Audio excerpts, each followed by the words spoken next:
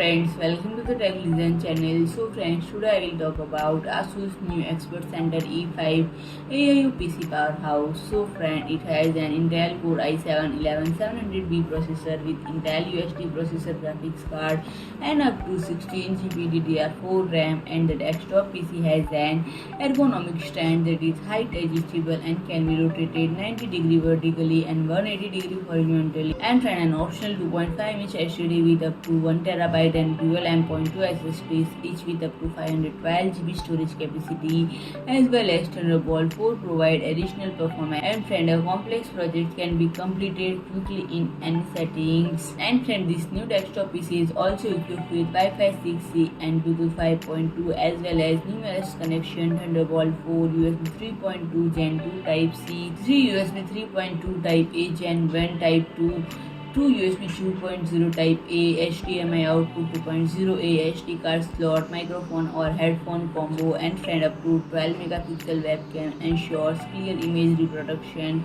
and AI supported tool and noise cancelling technology for focus meetings.